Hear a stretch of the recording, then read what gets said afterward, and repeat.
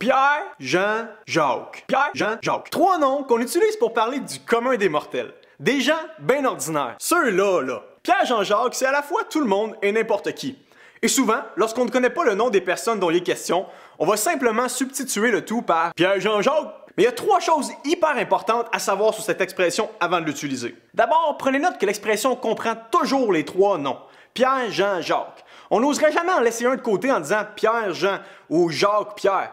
On doit dire Pierre, Jean, Jacques. Deuxièmement, remarquez qu'on peut seulement les nommer dans un ordre précis pour que l'expression produise son effet. On pourrait pas dire Pierre, Jacques, Jean ou Jean, Pierre, Jacques. Il faut absolument les placer dans le bon ordre. Pierre, Jean, Jacques. Et c'est là que l'expression produit son effet. Troisième chose, et non la moindre, il n'y a pas de conjonction de coordination entre Jean et Jacques. Et on ne pourrait pas se décider à en mettre une pour respecter les règles de français. Imaginez si on disait Pierre, Jean ainsi que Jacques. Toute la fluidité de l'expression serait perdue. On peut seulement dire Pierre, Jean, Jacques. Pierre, Jean, Jacques, savez-vous c'est qui ces trois gars-là? Avez-vous une mince idée d'où nous vient cette expression commode à utiliser quand on n'a pas envie de se forcer? Croyez-le ou non, Pierre, Jean, Jacques étaient les trois meilleurs chums de Jésus. Ils sont un peu comme le premier trio des évangiles. Pierre, c'est le centre impulsif qui faisait les mises en jeu, Jacques et Jean, les deux ailiers. À eux trois, ils formaient le cercle le plus restreint autour de Jésus. Ils sont comme la trinité des apôtres. Mais avant tout, il faut savoir que Pierre, Jean, Jacques, c'est trois gars bien ordinaires. Et c'est pour ça que l'expression porte vraiment bien son sens. Quand on lit les évangiles dans le Nouveau Testament, on réalise que Pierre, Jean, Jacques n'ont vraiment rien d'exceptionnel.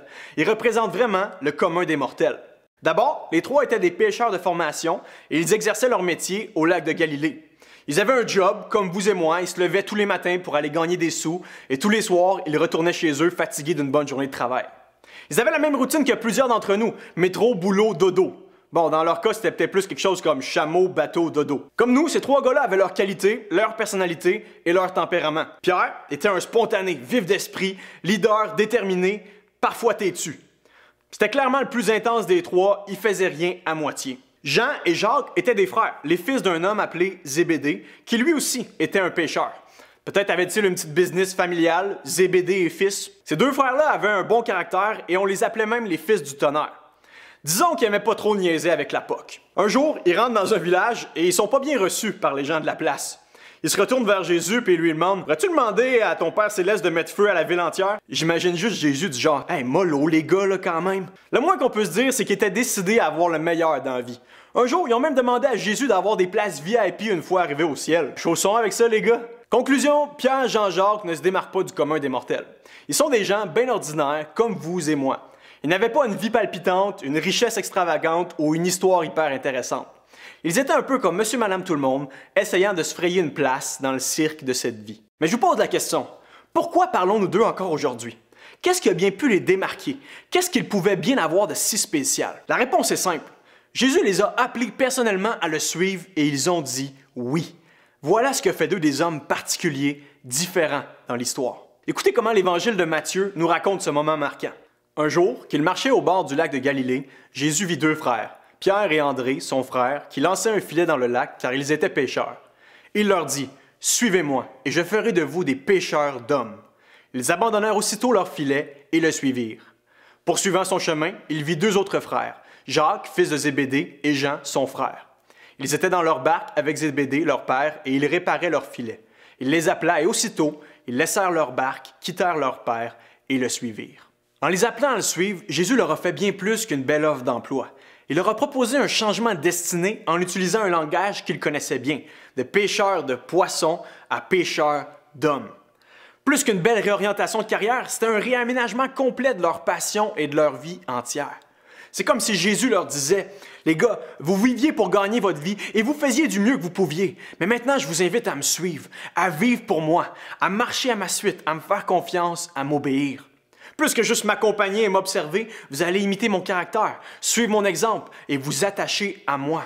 Vous deviendrez des mini-Christ, des petits Christ. » Au fond, Jésus leur lançait une invitation en leur disant « La pêche ne sera plus votre plus grande préoccupation, gagner votre vie ne sera plus votre plus grande réalisation, mais je deviendrai votre raison de vivre et vous m'annoncerez à des milliers d'autres, voire des millions qui mettront eux aussi leur foi en moi. » Et savez-vous ce qui est magnifique? C'est qu'encore aujourd'hui, Jésus nous lance le même appel, à nous, le commun des mortels.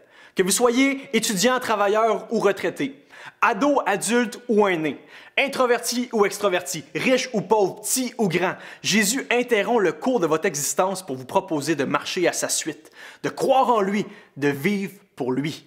Contrairement aux apôtres, vous ne perdrez sûrement pas votre job, mais au lieu de suivre les modes, suivre les discours philosophiques et politiques en vogue, suivre ce qui est au goût du jour, ce que tout le monde fait et dit toujours, vous suivrez Jésus.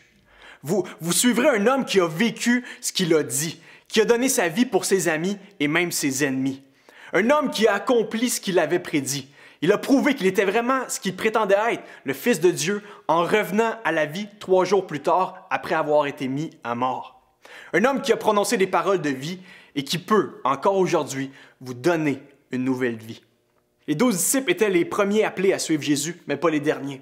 Depuis eux, des millions ont répondu à cet appel divin. Des gens ordinaires, comme vous et moi, ont répondu à une invitation extraordinaire de faire de Jésus leur modèle, leur maître et leur sauveur. En ferez-vous partie? Ferez-vous partie des Pierre, Jean, Jacques?